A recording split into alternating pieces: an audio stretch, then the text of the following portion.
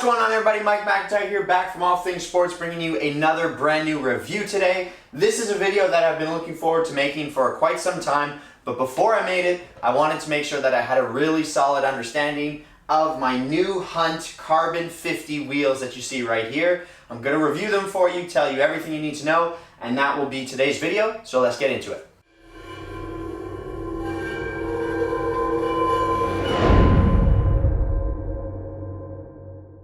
Alright guys, so before we begin, you know the drill. Please hit the like button, hit the subscribe button, hit the bell notification. Make sure you take care of all of that stuff, and let's get into this brand new review video. So I purchased these for myself. This is not sponsored. This is not a video where I reached out to Hunt and they sent them out to me. This is a video where it's provided by my own wallet, you could say. I bought the wheels, spent the money. They were something that I was very, very interested in for a long time. So I want to tell you a little bit about these wheels right here, tell you a little bit about Hunt. First things first is, I've done a video on my bike before. My bike is a Trek Demani AL3. It's a 2021 model. This is the 4th season that I've been riding it. I've put just shy of 20,000 kilometers on the bike. I'm just under that. I've spent a lot of hours on it. I know the bike really, really well. And there's a few things that I've learned about the sport, obviously, that persuaded me to purchase these wheels that you see right here. So the bike came with a very generic pair of aluminum wheels, and they weighed in at about 2.3, 2.4 kilos with the disc brakes on it and the tires.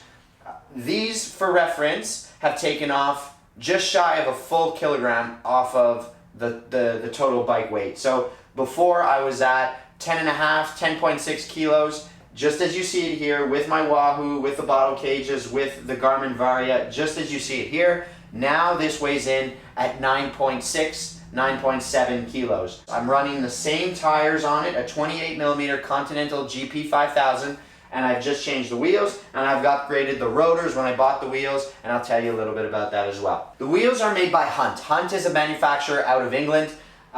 They have a really diverse wheel lineup, and it was a brand that I discovered online and one that I quickly read a lot about and came to find out that they provided an unbelievable value for money proposition for many wheel buyers. So if you're interested in upgrading your wheels, bang for your buck is something that I think you should consider, because you could spend an absolute fortune on wheels. The lighter you go, the more premium the material, the more expensive the wheel becomes. You'll have to consider components like bearings, spokes, the overall shape and depth of the wheel, and all these things will contribute to the cost, and of course the weight of the wheel set as well. So with Hunt, they had great reviews, really strong value for money, pros, very few cons if any, and I'll tell you a little bit about my experience with these wheels right here. So these come in at I'll say the entry level of their carbon wheel range. This is a carbon fiber wheel with steel spokes. They're bladed spokes, but they're not carbon spokes, they're steel spokes.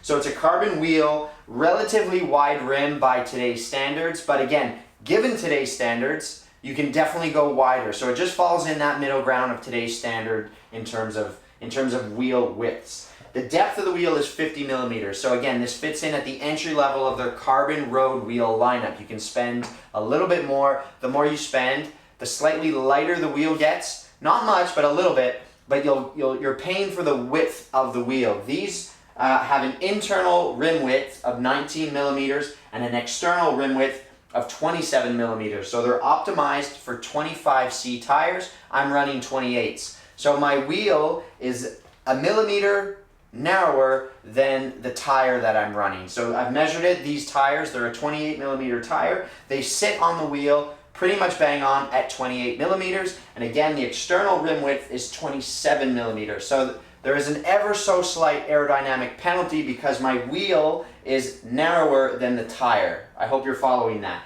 The more you spend in Hunt's lineup, the rim and the wheel itself gets wider so that your tire sits narrower than the rim. And therefore you have a more efficient, more aerodynamic wheel, a faster wheel, if you will.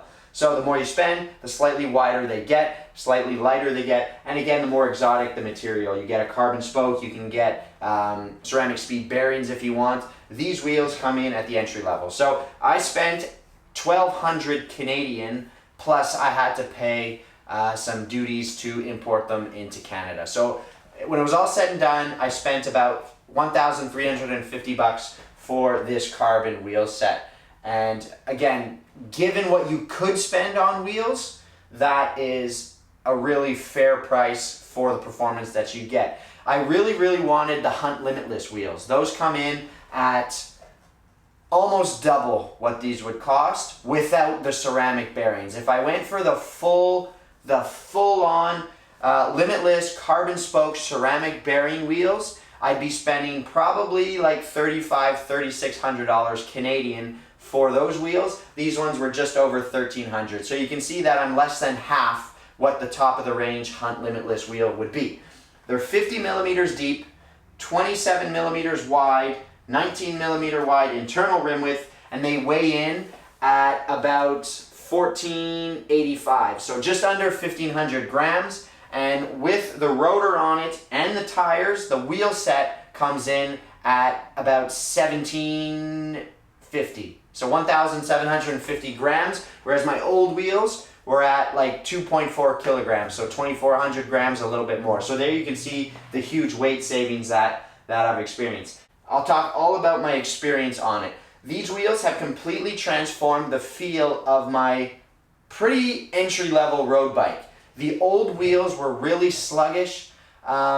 They took a while to accelerate, and then because they're not very deep at all, they did not hold speed well. The first thing I noticed about these wheels when I put them on is the acceleration was rapid. And in part that's down to how much lighter these wheels are and how much stiffer they are. So the first thing I did was put the power down, try to accelerate as I crossed the road to get onto the bike path where I normally ride, and the thing just picked up. It's hard to put into words how much of a difference the acceleration and how much lighter the bike felt. It felt nimble, it felt faster, and it accelerated much quicker. And there's nothing that I changed on the frame itself. So in other words, at the bottom bracket where all the power is being delivered, nothing's changed. The wheels just picked up speed and the bike took off much faster. And again, that's down to the fact that the wheels are significantly lighter and they're stiffer because of the carbon fiber material, which means there's less kind of bounce as you're putting the power down. So because there's a little less flex in them in terms of acceleration, the wheel will hold that power and turn it into speed much quicker than my old wheel set. Now, once you get the wheels up to speed, when you're cruising at 30, whatever speed you're cruising at, it's quite noticeable how much easier the pedal feeling is for the same speed. So for example, if I was pedaling relatively easily, not putting a lot of power down on my old wheel set, I could hold, let's say 25, 26 kilometers an hour for virtually what felt like very little effort. So very little effort, I could hold 25, 26 kilometers an hour. For that same effort, I'm holding 27 and a half, 28 kilometers an hour. When I would push it, let's say I'm trying to put in somewhere between a 10 to 15 minute effort and hold speed, before I could probably hold like 32 for that duration of time, 32 kilometers an hour. Now I'm holding 35, 36. And again, this is an effort where I'm putting power down. It's not an easy effort by any means, but I'm not maxed out either. I'm probably at like 80%. I'm putting in a really solid effort. I'm trying to sustain that for somewhere between 10 to 15 minutes, putting in an effort on a segment, and I can hold 35, 36 kilometers an hour on the right section of road too for that amount of time. So maybe a better way to describe it would be like a full-on effort. What could I hold for, not just a 10-second sprint, what could I hold for like a minute, 2 minutes, a 2-minute effort, what could I hold? Before, I could probably hold like 40. These wheels, I'm holding 45, 46 kilometers an hour for that same effort. So on average, you're probably seeing, for a given power output, you're probably seeing somewhere between 3 and 4 kilometer hour increases in your average speed. So that's significant. That's really significant. Over the course of a ride, let's say you could do, I don't know, whatever your ride was, you would average like 29 kilometers an hour before, you can average 32 now. And that's for the same power output. So the performance gains are extremely significant. Your speed is going to be much faster. You're going to hold that speed better.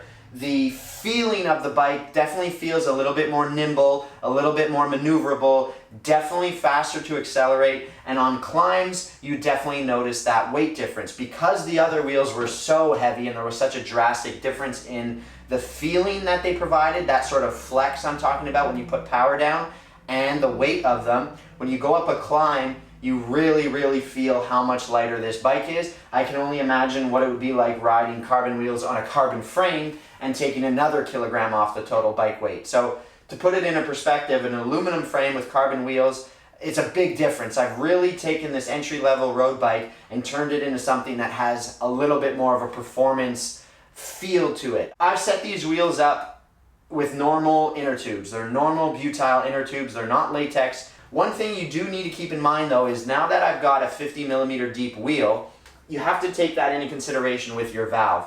So I bought Continental tubes and made a quick mistake, and I knew it. They were 40 millimeter long valves, so I knew right away they're not going to fit my wheel. I couldn't return them, so I decided to buy Continental valve extenders. Now I don't need to worry about how long the valve is. Whatever tube I buy, I can throw on, assuming it's Continental, I can throw on the valve extenders and I know they're going to work. So I went for that solution. There are plenty of other options. You could buy the tube and just really look for the longer valve length so you know that they'll fit the depth of your wheel. So when I bought the wheels, I put these new tires on as well. They're the same ones, 28 millimeter Continental GP5000, and I upgraded the rotors. These are the previous generation Dura Ace rotors. They saved a little bit of weight, not crazy, but definitely a little bit of grams, but I definitely like the way they look. Last thing I can tell you is you can run these tubeless. If you want to run them tubeless, they come with the tubeless valves, which is great. So Hunt sent you, they send you tubeless valves with the wheels. You get some extra spokes in there. The rim tape is already fitted, so if you want to set them up tubeless, as soon as you get them, you can do it. Oh, I didn't mention the bearings. These are Izo Japanese steel bearings. So they definitely spin easier than my old wheels. If you would put your finger in the axle and just spin the wheel as you're holding them, you'll notice that the wheel just tends to spin much more freely and effortlessly. It's a little bit more efficient, I suppose. So they're Japanese Izo steel bearings, and they're really cool. So absolutely no complaints there. Hunt make the hubs themselves, so these are the Hunt Sprint SL hubs. These are a very loud set of wheels. I personally love that. That's probably the only con I ever read about them for the value. They're really loud, and that's a personal preference thing. If you don't like that sort of obnoxious noise, because it is loud, you probably won't like that Freehub body.